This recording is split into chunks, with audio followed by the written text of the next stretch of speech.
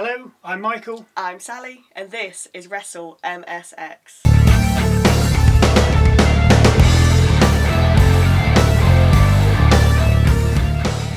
We're back after our time away, and what a week to come back with Bash in Berlin right around the corner. Raw opened with the Judgement Day making their way to the ring, where they then treated us to a recap of what they did to Damien Priest and Rhea Ripley last week, saying they deserved what they got. As Dominic then tried to tell us he was entering the Intercontinental #1 Contenders tournament, out came Rey Mysterio with the Latino World Order. Rey told Dom someone needed to put him in his place, as well as calling him a jackass. After goading Dom to hit him, McDonough did instead. A brawl between the two factions then broke out, with the LWO standing tall just before a break. We come back to an 8-man tag, Judgement Day versus the LWO. The highlight for me was Wild having an assist springboard to the outside on Judgement Day. Eventually, Rey faced off against Dom. Rey completely schooling his son and nearly finishing him with a sunset powerbomb from the top rope into a pin, the rest of Judgement Day breaking it up. Finally, we see a 619 by Rey on Dominic, but as he goes for the frog splash to finish Dom off, Liv Morgan pulls Dom out of the way. With Rey stunned on the landing, Dom rolls up Rey and covers him for the win. After the win, the LWO rush the Judgement Day, who are celebrating in the ring, but they easily get dispatched. Carlito, JD and Balor then hold Rey down on the announcer's table as Dom readies himself for a frog splash from the top rope to the outside, but they get interrupted by the Terror Twins. Of course they do. Morgan's not quick enough to get away and gets thrown into the ring post by Ripley. Yet while she manages to get away with Balor and Dom, Carlito and JD aren't so lucky, as JD gets hit with a riptide and Carlito a south of heaven. Things are not looking good for the Judgement Day at present. No, they are not. Backstage we hear from The Miz, who tells us he made the Intercontinental Championship prestigious. He then gets interrupted by Bronson Reed telling him he's going to maim him. Lovely. Up next, Damage Control's Io Sky and Kairi Sane versus Pure Fusion Collectives. That name just rolls off the top. Doesn't it just? Zoe Stark and Shayna Baszler with DeVille at ringside. Sane manages to deal with Pure Fusion members, even getting a 2-count cover on Baszler before locking in a submission. Baszler powers out of it though, making her way to the ropes where the waiting Stark tags herself in and then promptly enters the ring with a springboard missile dropkick on Sane. Stark goes for the cover, but Sky breaks it up at 2. As Stark sets up Sane on the top rope, Zelina Vega from the announcer's table area attacks DeVille. As we go to the ring, Sane headbutts Stark off the turnbuckle and down to the mat, as Sky drop kicks Baszler off the ring apron down to the floor. Sky then joins Sane at the summit of the turnbuckle as we then witness Sane hit an insane elbow on Stark and Sky hit an over the moonsault on Baszler to the outside. Sane then pins Stark for a Damage Control win. I have no idea who comes up with these group names or tag names, but Pure Fusion Collective is absolutely awful. Isn't it? I'm sure. Come on, be a bit more creative than that. Next, we get a video of Bo Dallas telling Chad Gable he gave him chance after chance to remove the scales from his eyes. So essentially, stop judging. That's what I'm going off with that one. Gable clearly hasn't heeded these words, so Howdy accepted his challenge.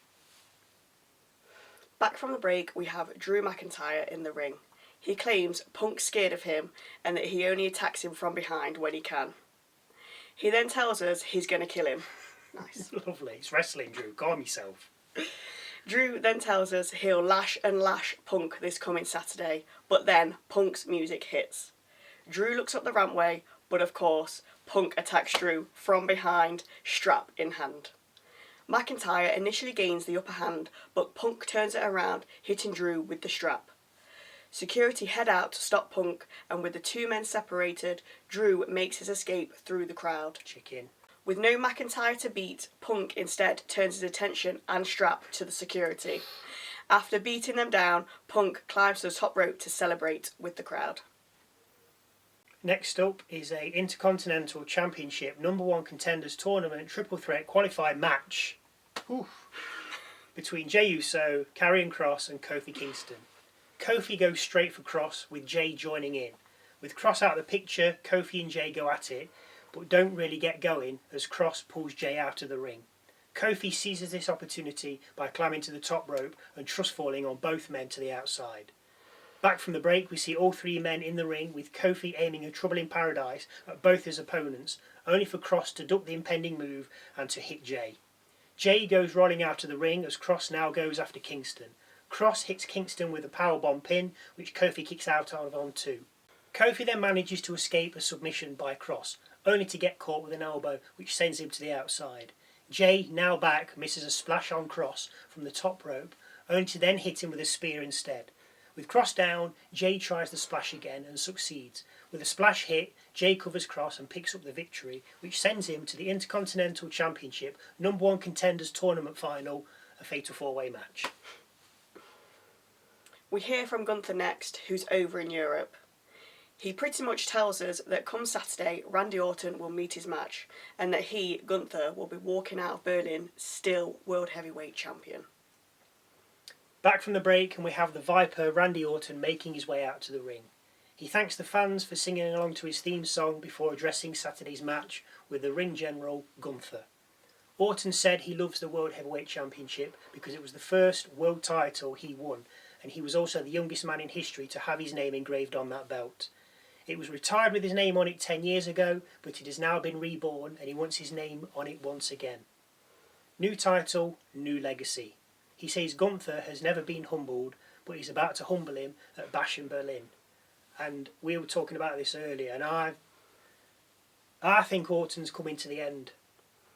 Yeah, possibly. I can't see him, he can't retire the same year as Cena. I mean, that's too much. Yeah, because they started like at the same time as well. The way he's talking and the way things are going will give you one more title push if you want. And I just think it's obviously his star's petering out anyway. Of course it is, but I just don't think. Yeah, I think that's another conversation for another day. But I think it's coming to the end for him. Battle of the Big Boys next. Braun Strowman versus Bronson Reed. Hope that ring is reinforced. Straight out the gate, Strowman delivers a dropkick to Reed, but Reed soon turns things around, controlling the match. Well, he does until Strowman hits a crossbody on Reed. Braun then finds himself on the outside, with Reed hitting him with a suicide dive through the ropes. Back from the break, and both men are in the ring, with Strowman throwing Reed from the top rope down to the mat.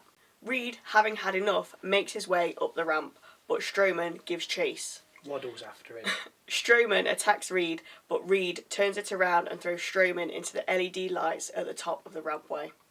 With Braun down, Reed makes his way through to the backstage area and goes through the curtain and picks up a trash can and awaits Strowman to follow so he can ambush him. Strowman eats the aforementioned trash can before both men continue to fight backstage and into the car lot. After Strowman disposes of 3 backstage hands, he chokeslams Reed into the bonnet of a car. Both men then climb some equipment which is next to another car. Because it is. As they climb, Reed finds a pipe and starts hitting Strowman with it. The blows leave Strowman dazed on the roof of the parked car. Reed then climbs onto a wall, which is behind the parked car, and proceeds to hit a tsunami on Strowman. The impact collapses the car roof and causes Adam Pearce to come running out, shouting for a medic. Strowman needs help, but Reed walks away. Love it. Was very entertained. That's what it is. It's entertainment. Yeah. That's what the E stands for. That's what I want. Entertainment. Love it. Next up, and another Intercontinental Championship #1 Contenders Tournament triple threat qualifying match between The Miz, Pete Dunne and Xavier Woods. We start with everyone going for quick pins before Miz and Woods clothesline Dunne out of the ring. Woods and Miz go at it before Dunne gets back in the ring and stamps on both Woods and Miz's hands. Back from the break, we see a King of Swing from Woods on Dunne before Miz hits a double DDT on both his opponents. Miz covers Dunne only for a 2 count, so covers Woods instead, but also only for a 2.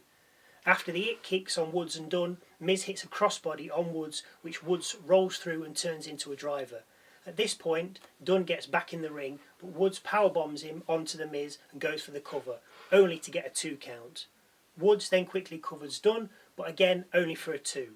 All 3 men then start chopping one another, with Miz hitting the skull-crushing finale on Woods, but he only gets a 2 count though, as Dunne pulls Miz off Woods as he covers him. After more back and forth between all 3 men, Woods hits Miz with a limit break elbow. As Woods goes for the cover on Miz, Dunne pulls the referee out of the ring, breaking his count. Dunne then gets in the ring, delivers a kick to Woods, sending him to the outside, and then hits an already dazed Miz with a bitter end. Dunne covers Miz for the 3 count and proceeds to the Intercontinental Championship number 1 Contenders Tournament final Fatal 4-Way match. Whew. We then get a word from Bron Breakker backstage. He ain't bothered about who he'll face for his title, and that the worst is yet to come. Next, we see Chad Gable pumping iron and calling out Uncle Howdy, saying he's hiding behind a mask. With him were the Creed brothers and Ivy Nile, and they all had very similar wrestling gear on, colours, design, style. And Gable signed off saying that tonight Howdy's going to find out that Chad Gable's American made. See, I like that. It all comes together. Yeah. Pure fusion collective. See, the more you say it, the more ridiculous it sounds. And what does it even mean? Are you like a mega nuclear power station? I mean, what, you know? I have no idea. Sisters of Pain. You could have called yourselves that. You like submissions, yeah, that's your background, or that's what you came from, or that's what you like. Just, you know, work on Pain or Pure Fusion Collection or Collective. What is it? What it means nothing. No idea. Is it a new It deodorant? might look nice on t-shirts. Too wordy. Anyway. Just before the final match, we hear from the Terror Twins. They claim that they're the bad guys. They're not going to show any mercy and they're coming for you. Regarding Liv and Dom. I think Romeo and Juliet are in a bit of trouble there. Just a bit. We then pay tribute to Sid Eudy, better known as Sycho Sid, who has sadly passed away. Last match of the night, Chad Gable versus Uncle Howdy. Gable comes out with the Creeds and Ivy Nile, Howdy with the Wyatt Six. When the match starts, the Creeds and the Six have left ringside, which just leaves the leaders of the factions to duel it out between themselves. Howdy overpowers Gable to start with, even dancing around the ring with him like he's a rag doll. We come back from the break with Gable Olympic slamming Howdy on the announcer's table. Before the break, Gable was half dead, but now he's on top. Anyway, the ref starts to count out Howdy, but he gets back in the ring at 9. Gable then performs a superplex on Howdy from the top rope and follows up with 3 German suplexes. Howdy makes his way over to the corner, doing his holding on the rope upside down pose. Scares Gable and then hits a sit down uranagi on him, covering him for a 2. Howdy then dominates Gable and is about to hit Sister Abigail on him when Ivy Nile runs down, distracting the referee. This also distracts Uncle Howdy for some reason, because wrestling, obviously, and allows Gable to lock in the ankle lock. Howdy makes it to the ropes. Gable drags Howdy back to the centre of the ring, but Howdy rolls out of the move, making Gable collide with the official. With the ref down, Howdy locks in the mandible claw on Gable, but the Creed brothers pull Howdy out of the ring and start beating him down. Howdy just laughing at them. The lights then go out, but within seconds come back on. As they do, the Wyatt Six jump the Creeds from the timekeeper's area and brawl through the crowd. With the separate gangs off in the audience, Gable throws Howdy back into the ring, misses a moonsault and gets hit with a Sister Abigail. Howdy goes for the pin and gets the victory over Gable. Raw goes off the air with Howdy holding his hands out over defeated Chad Gable. Hopefully you can join us on Wednesday. For our predictions at Bash at Berlin.